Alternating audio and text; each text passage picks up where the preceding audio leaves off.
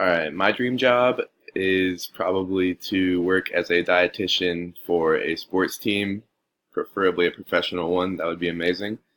I want to do this because I think it would be the coolest thing in the world to look at a player and know where they need to be, for the start of the season or whatever it may be, for them to be in peak performance.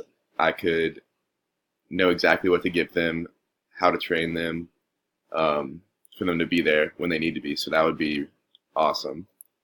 The steps I'm taking is obviously getting an undergrad degree from here and then becoming a registered dietitian first, and then we'll see what happens after that.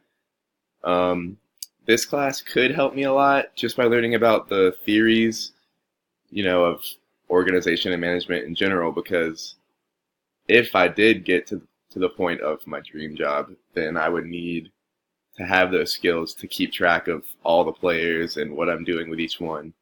So, yeah, this class could help a lot.